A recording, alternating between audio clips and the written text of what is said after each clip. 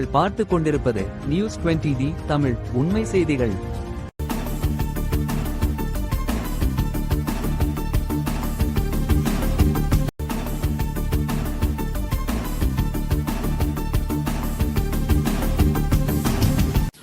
வணக்கம். திருச்சியில் தமிழ்நாடு அரசு அலுவலக உதவியாளர்கள் மற்றும் அடிப்படை பணியாளர்கள் மாநில மைய சங்கம் சார்பில் உலக மகளிர் தின விழா. விழாவிற்கு மாநில மகளிர் அணி செயலாளர் ஆபிதாம்பாள் அனைவரையும் வரவேற்றார். இதில் திருச்சி மாவட்ட தலைவர் ரவிச்சந்திரன், மாநில மகளிர் இணைச் செயலாளர் ராஜேஸ்வரி, மாநில மகளிர் அணி துணை செயலாளர் ஞானசெல்வி, நித்யா, தேன்மொழி ஆகியோர் முன்னிலை வகித்தனர். அகில இந்திய தலைவர் முனைவர் கணேசன் மற்றும் உடற்கூறுகள் துறை பேராசிரியர் தலைவர் டாக்டர் ஆனந்தி ஆகியோர் சிறப்புரை பேருரை நிகழ்த்தினார்கள். அனைத்து மாநில மாவட்ட வட்டக்கிளை நிர்வாகிகளும், அனைத்து மாவட்ட மகளிர் அணியினரும், அனைத்து இணைப்புச் சங்க தலைவர்களும், அனைத்து இணைப்புச் சங்க மகளிர் அணியினரும் கலந்து கொண்டனர். இக்கூட்டத்தில் பல்வேறு தீர்மானங்கள் நிறைவேற்றப்பட்டன.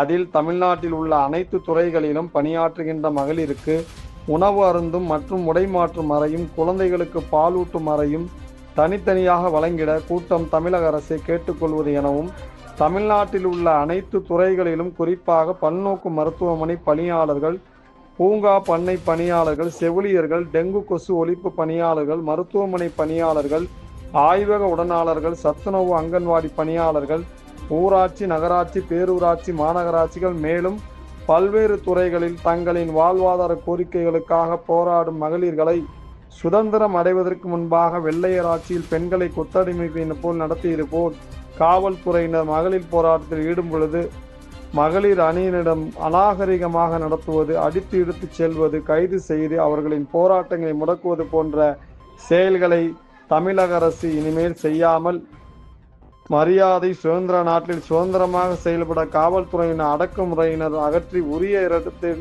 போராட்டம் நடத்திட அனுமதி வழங்கிட வேண்டும் எனவும் இக்கூட்டம் கேட்டுக்கொள்கிறது.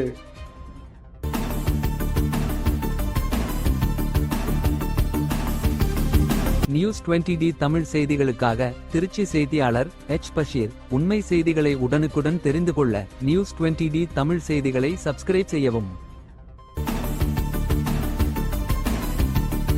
பணியாற்றக்கூடிய துப்புரவு பணியாளர்கள் என்று அனைத்து துறையிலும் பணிபார்க்கின்ற துப்புரவு பணியாளர்களை தனியார் மயம் ஒப்படைக்காமல் வேலைவாய்ப்பு அலுவலகத்தின் மூலமாக பூர்த்தி செய்யப்பட வேண்டும் என்ற கோரிக்கையும் நாங்கள் வைக்கிறோம். இதுபோன்ற 7 கோரிக்கைகளை இந்த உலக மகளிர் தின விழாவில் நாங்கள் வைத்திருக்கிறோம்.